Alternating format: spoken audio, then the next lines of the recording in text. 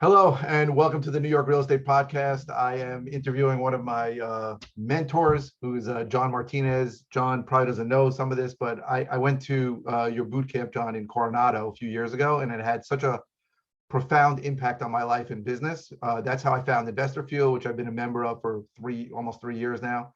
And just learning a sales process has a tremendous effect. So I want to thank you for all that you've taught me. I've mentioned you a million times on this podcast and on my YouTube channel about how I think you're the premier sales trainer for real estate investors. And I want to thank you for everything that you've helped me with over the years.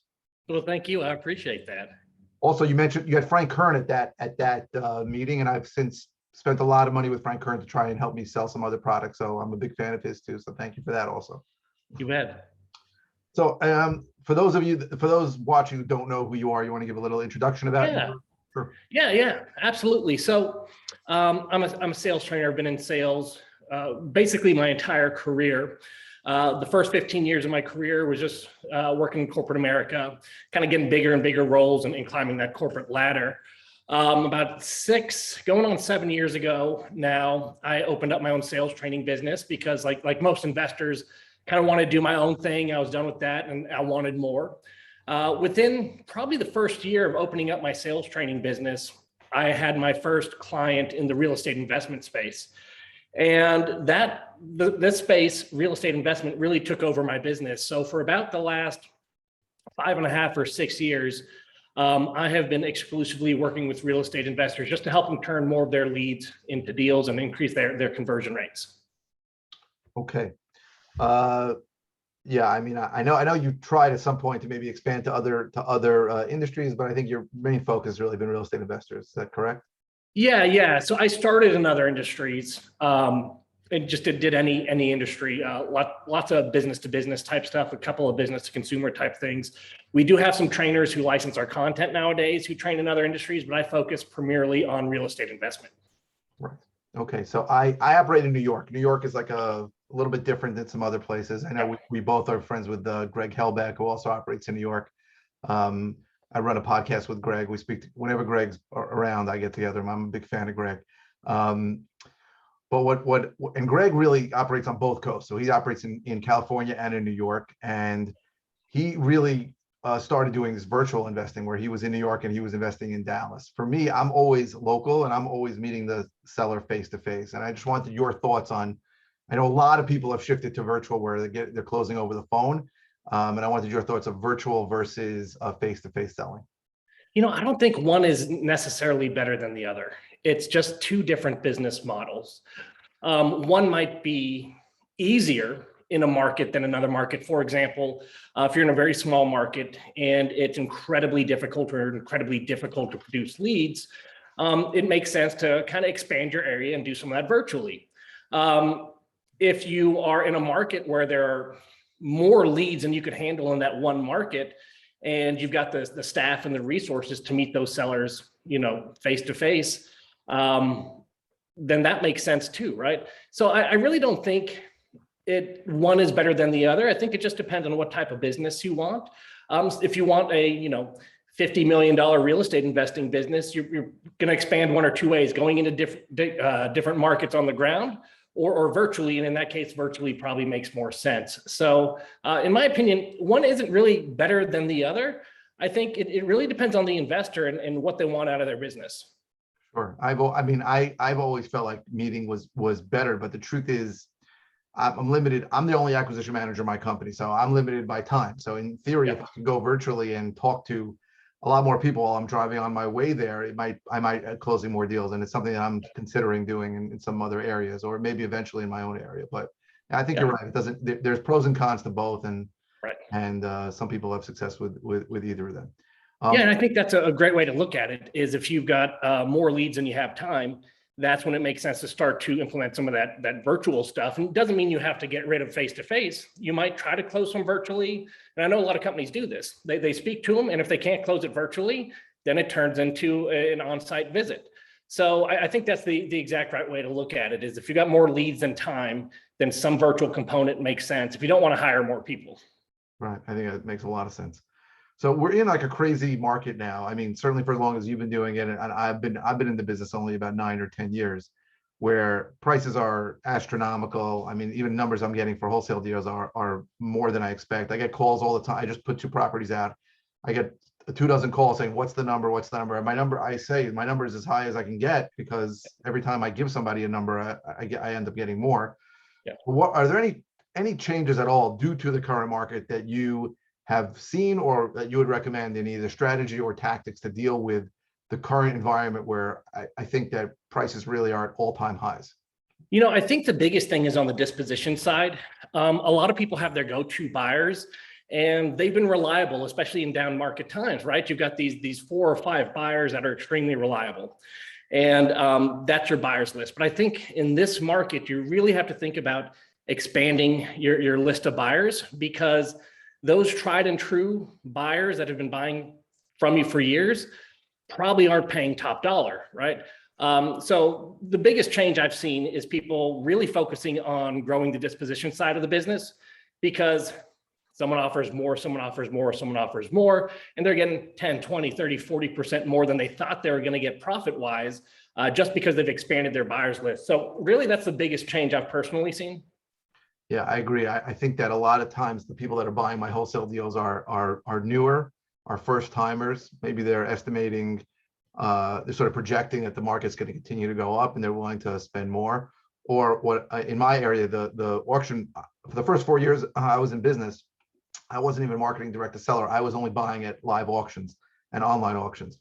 So I took a lot of notes during those 4 years, and I thought I had the best buyers list. But when I started marketing direct to sellers and wanted to sell to those people who I thought would be the best buyers, a lot of them wouldn't buy from me. I think they had seen me buy too many things, and figured there was something wrong with whatever I was selling them. But lately, because we haven't had auctions in New York since last February, a lot of those people are coming back, and they want to, they're making offers and begging me to give them some deal, some pocket deals. But I think expanding the list is a great piece of advice in today's market, because a lot of times it's a first timer or somebody who maybe calculates a deal in a different way who's going to give you the most money for it.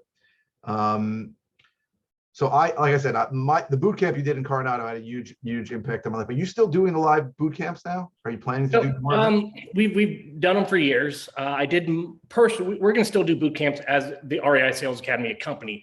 I'm personally not doing them anymore, but we've got some of our very best students, like Greg Halbeck, who can help out with those types of things. Okay. So it's hard for me to step away from something like that, because it's kind of built into my identity. Sure. But I really think it is a test of the sales process. I think any sales process you have, if you can't step away and let someone else teach that process, and that process is too complex, right? So, this is just kind of the next evolution. We'll keep doing boot camps, but I want to show people one of the reasons I'm stepping away. There's some personal reasons. I just like to be with my family more, but another reason is because it's a process, and anyone can teach a process. It doesn't. You don't need anyone special to do it. So part of that is proving that. So I'm working on bringing on a group of trainers that can kind of an all-star team that can do boot camps together and that type of thing. Again, because I want to have more focus on the sales process and less focus on me.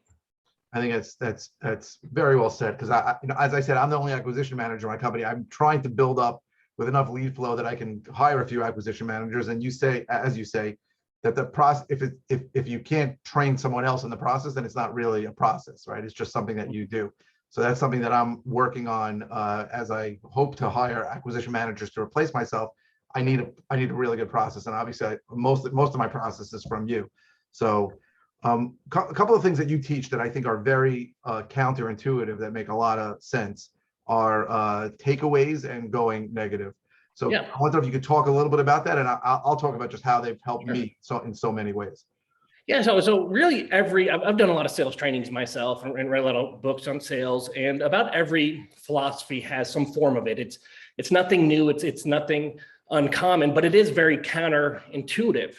And really going negative or the takeaway or pulling back, lots of different companies call it different things, but really what it's all about is this. Sellers, are, in this industry, sellers are sometimes reluctant to share a lot of information. Sometimes they put up these walls to protect themselves for a good reason. Maybe they're uncomfortable. Maybe they just want to make sure they get the best deal possible. There's a number of reasons why sellers put up these walls. And when the investor is a little reluctant to get the deal, when the investor doesn't put pressure on the seller and kind of steps back, and it's really easygoing, and the seller doesn't feel any pressure at all or like they'll be taken advantage of, they open up more. And when they open up more, that's a really good thing, because you learn more about their situation. You learn about all the reasons why they would do business with you. And based on that, you can create a pretty compelling offer because it's speaking to what they want to accomplish. At the same time, if they are very open and honest with you, they're going to share with you all the concerns they have, that even if they want to do business with you, even if they're really motivated, some of those concerns might slow down the deal or even kill the deal. So if they share those with you, oftentimes, not every time, but oftentimes, just because the investors know, they can deal with it and get the seller to a point where they're comfortable moving forward. So, it's the old school way of selling is always be closing. And that's kind of been proven wrong, because the more pressure you put on someone, the more they withdraw, the less you learn. And that could, not only causes low conversion rates, but you might not even get to the appointment or get through the appointment if someone's feeling too much pressure. So that's my take on kind of pulling back or going negative. Yeah, I think it's an amazing thing. And I have trouble when I train people in lead intake from the Philippines. It's a little bit of a cultural push, because they are trained in the BPO industry to basically say yes to anything, right? They deal with people who are complaining from big companies like American Express or Walmart, and they're told whatever the customer says, you agree and say you're sorry, you apologize. And I'm trying to teach them, and the ones that are successful get it, that if somebody's not being cooperative, somebody's not answering questions, or doesn't seem like it's a good lead, you need to push away, and you need to say, sounds like, I tell them this 3 sentences. I say, listen, we're investors. We have to buy at a profit to make money. It sounds like we're not a good fit. And I said, those are great sentences, because only one of two things are going to happen. Either they're going to say yes, and you're going to stop wasting your time, or they're going to say, no, I have a problem. And then the truth will come out. So pushing people to push away, I find it easier to teach people in the US than it is people in the Philippines, but it's such a valuable tool. You can't lose with it. Either you've stopped wasting your time with someone who's never going to sell you a house, or someone will reveal the truth. So it's been huge. But some of the takeaways that you teach about getting to price have had a huge impact on my whole sales process, because I would say before I was following the typical script you'll see out there from an investor, which would say, if I can close all cash 7 days and take care of all your whatever, what's a price? What would you want to sell it at? And especially in New York, people really have their guard up and they don't want to give that number. And I've switched to a whole series of takeaways where I say, I'm guessing you don't have an asking price. And I get price now through that question and like 2 others, I get price now like 70 to 80% of the time, as opposed to like 20 or 30% of the time I used to get there. And the way you taught of how to ask a question without asking it has been extremely helpful, because me having price, helps me not go on appointments I shouldn't go on, and it helps me be able to talk to people and get a lot more information from them in a lot of different ways. Yeah, and I think the name of the game is exactly what you said. The more information you have, sales isn't like magic. It's getting all the information possible and saying, based on what you told me, this is why I think we might be a fit, and just connecting all those dots for a seller. So the more information you get, I think the easier and easier it is to craft a compelling story, a compelling offer about how you can help them achieve whatever it is they're looking to achieve. Yeah, for sure. Absolutely. The more information I can get helps me every time. Another thing you teach, which is really important, is anchoring. And I find myself not remembering to do it every time, but it's such a powerful tool. Do you want to talk a little bit about anchoring, price anchoring? Yeah. Anchoring is nothing new in this industry. The first form of it, or the form of price anchoring that most people are familiar with, is using low comps before they give an offer. And the reason why using low comps works when it works is because it starts to reset the expectations that the seller has about the value of the property or what they can get. And when the offer is given next, it's not as shocking. They don't pull away as much, and it kind of just smooths that over a little bit. Anchoring, the concept's the exact same, but what we teach is you don't always need low comps. In fact, in some markets and in different situations, low comps can get you in trouble. People just might not accept those numbers. They might push back. You might lose rapport because they think you're full of it, or they're low comps, right? So they might know of houses around them that have sold for a lot more, and then you've lost all the trust.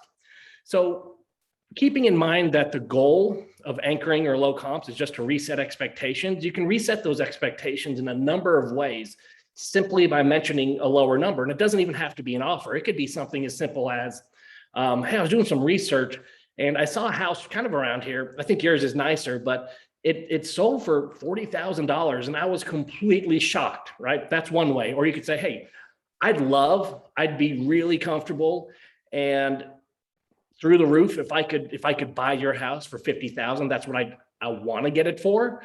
I know there's no way you'd accept that, right? So anchoring and then a takeaway, that's another way. You just want to reset expectations. So as long as you remember what low comps are meant to do or anchoring is meant to do, there's a lot of easy ways to do it where you might experience less pushback from the seller.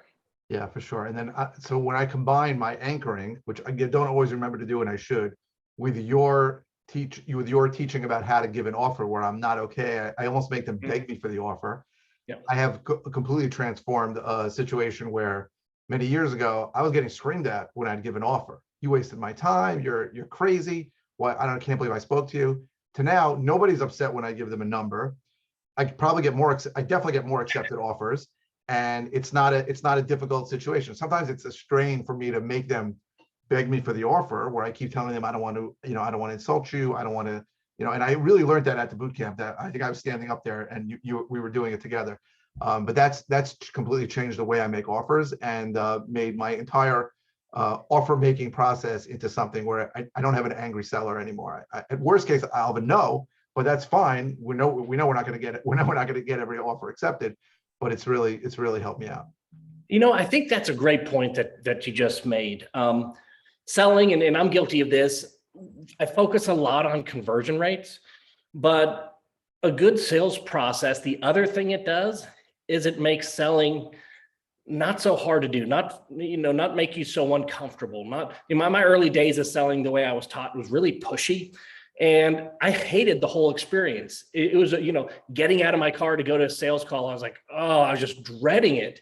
So a good sales process, in my opinion, one of the benefits that not a lot of people talk about is actually enjoying what you do, being comfortable with it, and turning a awkward, pressure-filled situation for not just the seller, but also for the salesperson or the investor into more of a pleasant conversation. I think that speaks volumes to sales process. And I think it does help conversion rates because people aren't as reluctant to go into appointments, and it just becomes more of a, it might not be the funnest thing you do all day, but when you don't dread it as much, selling, I think, becomes easier.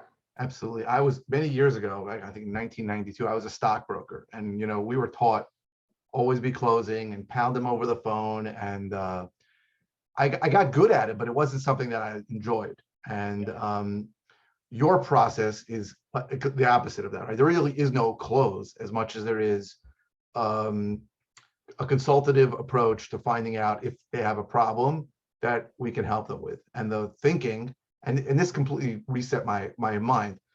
The thinking is you can't go into a sales meeting, an appointment, whether it's on the phone or in person, thinking about how am I going to make money on this. When you have to approach it, the approach has to be, does this seller have a problem that I can solve? And if they do, I want to find out, and then I'm going to try and solve his problem, and that's it. And it's fine. And if they don't have a problem I can solve, if they want to list it for top dollar and have somebody to list it with, because I take listings too, then it's not going to work out. But the setting the table and the advanced agreement, and where it's okay, and we're not going to buy every house that we go on, has completely reframed it in my mind and allowed it to be a much better process. Even when I leave an appointment where I'm 99% sure the guy's never going to sell me the house or list with me, I always leave with, listen, whether you sell to me or you don't sell to me or list with me, I'm here to help you.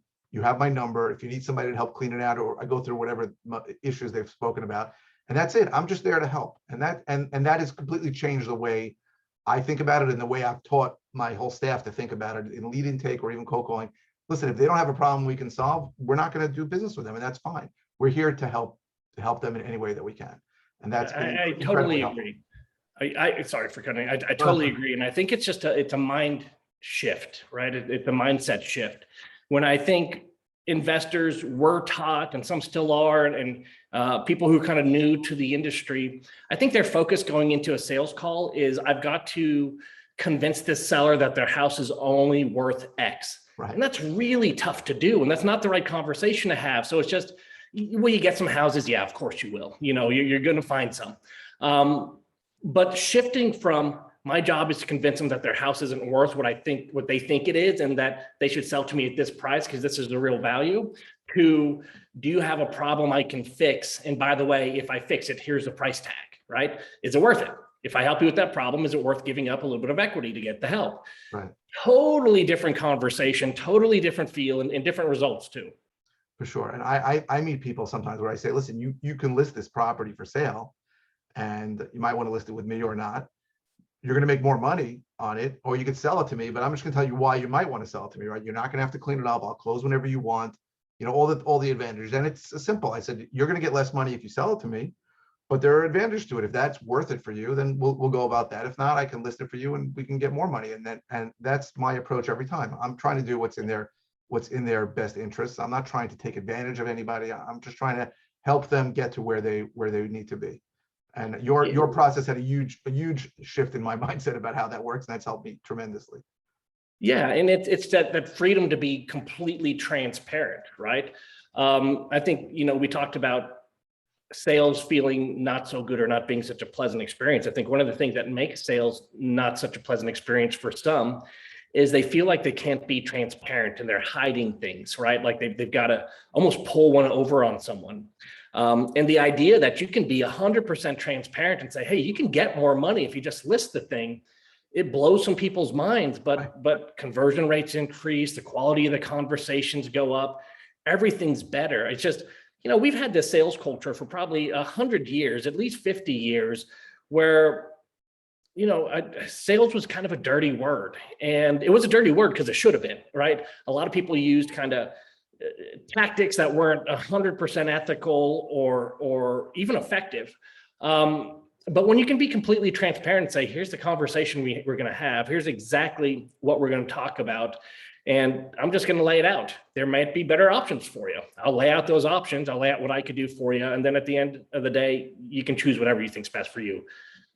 For me, again, I'm an introvert. So that type of sales process has helped me the most personally, because I felt like I could just be me, tell the truth, and really let the cards fall where they may. And then the great thing about that is got more deals, right? Had more sales. So yeah, I think that transparency is a beautiful thing.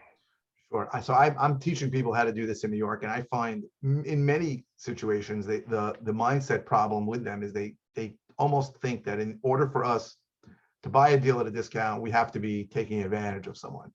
And I almost have to retrain their mindset to explain to them, like, we're no different than Starbucks, right? You go to Starbucks, you pay $7 for a cup of coffee. The ingredients probably cost 20 cents. I go, you go into Starbucks because you don't want to buy the machine. You don't want to have to deal with it. You want the certainty and convenience that a Starbucks provides you, even though their markup is 1,000%, whatever it is.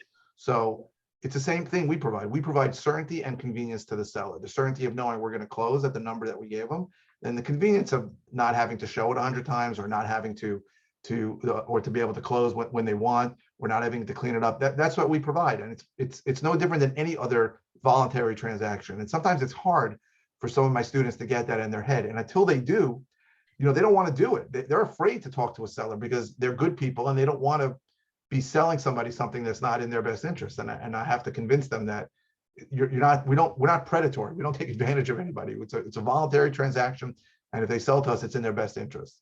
And that was always a struggle with a lot of my students. Yeah, it's a struggle for a lot of people. You know, we convince ourselves that the money is the be all end all, and whoever has the highest offer is going to be what the seller chooses. But if we examine our own lives, almost everything we buy, we could have got it cheaper, right? But there's reasons why we decide to spend more or give up some money, because like you said, convenience and 1,000 other factors. And there's a million different things that are important and prioritized for different people. So that's one reason that the sales conversation is so important, because we need to find out, for you seller, what do you prioritize? And at the end of the day, if it's just money, money, money, I might not be the best fit. But if we go through this and we find out that there's other things you prioritize, we might be a good solution, right? So it is hard to retrain the brain that people aren't just going to accept the highest offer. There might be some things that they value much, much more and are willing to give up a little bit of cash to get help with those priorities. Sorry, somebody's coming in the house. Yeah, I met someone. I went on an appointment yesterday with a seller, and she was very defensive in the beginning, and she basically was telling me that afterwards, after I went through the appointment, that the last investor who had come to her had it's on that chair. The last investor who come to her had really come into the house and nitpicked on everything. This isn't good. That isn't good. This is a mess, and just that's all. And she said it was a very negative experience. And I didn't do that. I never do that. I always think that's a bad idea. So I told her, your house really isn't that bad shape. You know, it's not. You have options, and this is much. She kept apologizing for the condition and apologizing for some of the work was in the middle that she was never going to finish. And it was for me. I was like, this is not bad. This can be done. And she was like, it's like night and day between you and the other investor. And it was a much more positive experience for her. And I know there are people who do that, right? They go into a house and all they do is point out, oh, that, and they start writing on the clipboard about all those things, and they make it into a negative experience. And for me, it's just not a good plan. It's not a good sales process, in my opinion, about how to do business. Yeah. I mean, and that's what we were talking about a few moments ago, was you can either take the approach of, I'm going to try to convince you that your house isn't worth what you think it is, or I'm going to see if you have a problem I can help with. And in that first gentleman, or I'm not sure if it's a man or a woman, the first investor or acquisition agent, obviously the approach was, I need to convince this person that their house is only worth this much. Right. And you saw the outcome of that. It's a negative experience. People don't like it, and they don't open up, and they don't share with you the other reasons why they might even sell, even if they, aren't offended. For sure. Now, I try to follow your process, but I'm far from perfect on it. The biggest struggle I have with it is really the digging part and trying to go deeper.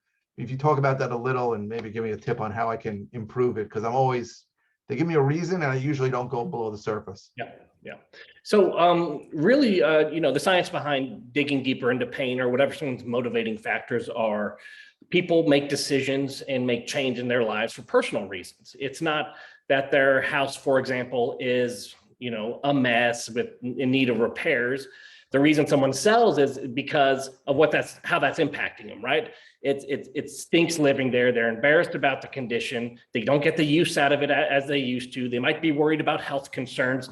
It's the impact of something. That's what we want. For another example of this, it's not the thing on the surface. It's the impact. It's money, right? Nobody wants $1 million or $1 billion. A big pile of money does zero for you, right? If I had this room just chock full of cash, the cash is worthless. The only thing that brings its value of how it can impact my life, right? So having the pile of cash, if it impacts my life because a lot of worry and stress goes away, that's great. If it impacts my life because I can do things for my family or kids or the community that make me feel good and useful, then that's how the money impacts my life. So money would be the surface, and then the impact is, why I would even want that money. So as far as digging deeper below the surface, I find the best way for me, and that, that's what I'll share with you, is that's where I always go negative, right? Hey, the house is not in great shape, so I'm thinking about selling. Oh yeah, it's not, it could use a little bit of work, but it's not bad. Is it really worth selling, right? So going negative over and over again, is that really a big deal, right? I meet with some people and they can't live with it. Other people, it's been like this for 20 years. It's not a big deal. So just always kind of questioning their motivation, asking in some form or fashion, is it a big deal, right? And you can always preface it. If you're scared to do that, you can always preface it with, hey, help me out. I meet with some people where if their house needs a little bit of repairs, they just want it done. They want it gone. They want to go somewhere where they don't have to worry about it. And that's it. right? And then I meet with some people and it's not a big deal. It's part of life unless the roof is falling in and they don't really care. And then when it does happen, they'll find a way to fix it. Which one of those camps do you fall in, right? And you could give them the choice as well. Very good. Yeah, that's something I need to work on for sure. But thank you for that. And another thing that I don't always do, but I learned unfortunately painful lesson recently, is go through all the deal killers. So I had a situation where I got a listing from an older couple, and I did not ask the question I should have asked, which is there anybody who's going to be even a little bit upset about this? And the daughter went bonkers on me, saying I was taking advantage of her mother and that I was trying to steal the house from her. I mean, I listed it for sale, so I wasn't even buying it. But I think she thought I was listing it too high and that I would end up buying it because I also gave a cash offer. So why don't you talk a little bit about revealing these deal killers towards the end of the appointment and why they're so important? Because now I know that I need to ask that question every single time. Yeah, so I think, I'm gonna kind of start at the end of the problem and work backwards. So I think what a lot of investors don't like is when they end up with a situation that they feel like they can really help, and they feel like they're 80 or 90% of the way there, but the deal doesn't close. You end up with some form of a put off, right? A maybe, or a think it over, or let me get back to you, something in those terms. And then what the investor does is they think to themselves, shoot, we were almost there. My job now is to figure out what the concern is or what's holding them back. And at this point, it's really difficult to call and keep the conversation going or schedule another meeting or dig, right? So what we recommend is doing that on the front side, right? So before you make your offer, going through the most common things that usually can, will stall or kill a deal or be a concern that someone needs answered before they move forward, and systematically going through those things. So if there is anything that's going to stall or kill it, or maybe you do the deal and it just goes bonkers afterwards and unravels on you, you find out on the front end and you deal with it the best you can right then. And that will lead to more conversion rates. And then sometimes it helps the deal from going sideways after the fact. For example, if they said, it might not have made any difference, but a difference it could have made if you asked that question was, yeah, my daughter is really worried about what we do. Well, what are her thoughts? What does she want to see, for you guys? What are her biggest concerns? And then if they mention something like, well, she just wants to make sure we get a good deal. We have a lot of equity in the house. You could then coach them. So when they talk to the daughter, right? So when they have mom and dad have the conversation with the daughter, you've already prepped them. The conversation they're going to have. And the daughter says, are you sure you're getting the most out of the house? And they say, you know what? For an investment example, no, we know we're not. We can get more listing. That's what we talked about. But as we thought about it, we don't want to list because this and this and this, and you've prepared that conversation, right? So best case scenario, you close a deal. Second best case scenario, it's a maybe or a think it over, but you've already prepped them and coached them and it turns into a deal. And I guess a worst case scenario is you don't get the deal, but at least you know why you didn't get the deal. And when you know why you didn't get the deal, you kind of know what to do with it, right? Does this mean it goes into my weekly follow-up? Is this one we're right on the edge on and I really need to stay on top of it? Or is this one that, hey, this is a monthly follow-up because unless something major in their situation changes, I'm never getting this deal. So even knowing why you didn't get a deal, I think is really, really important. Or the truth is, even not getting a deal, like if I could turn back time to that situation, I would have preferred not to do that deal, because it ended up being like a nightmare where this daughter was, saying she was going to report me to the police. And she wouldn't talk to me. She'd only text me, and it was out of control. I almost prefer I didn't get that deal. So I wish I could have revealed that beforehand, so I didn't go through that nightmare situation with the daughter.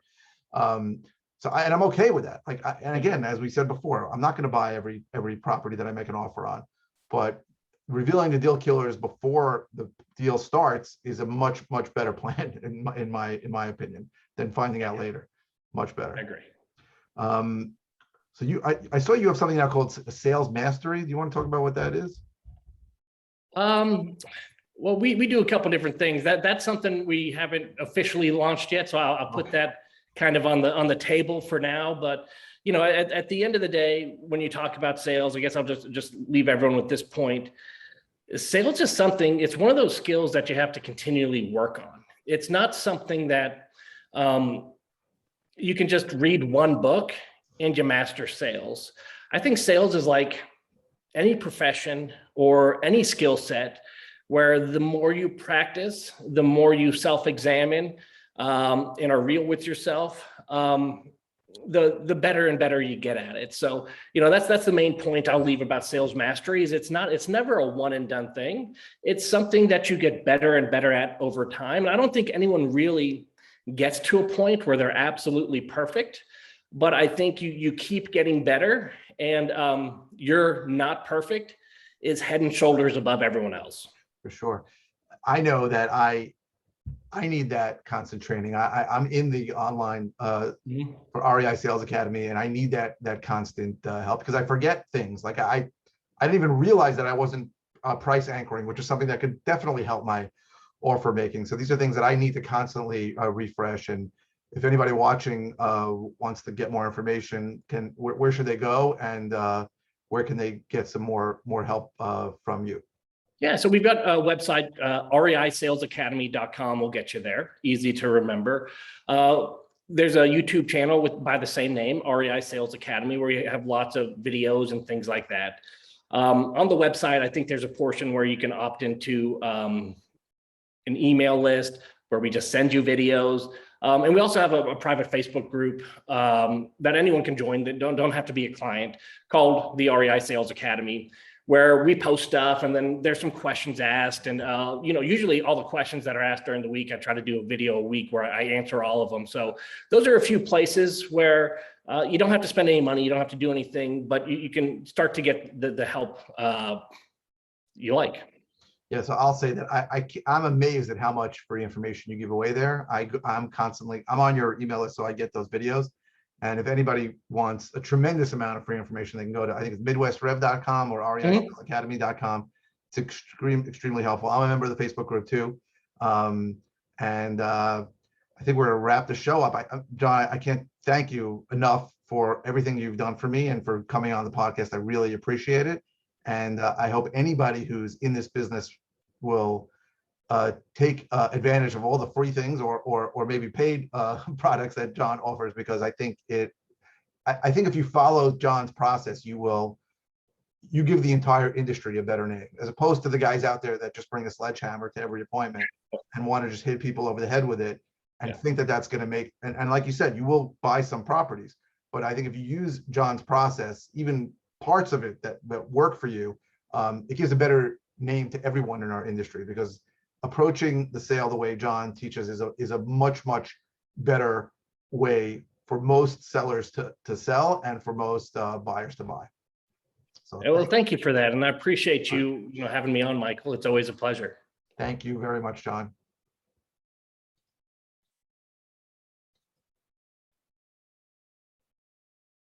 Am I interested?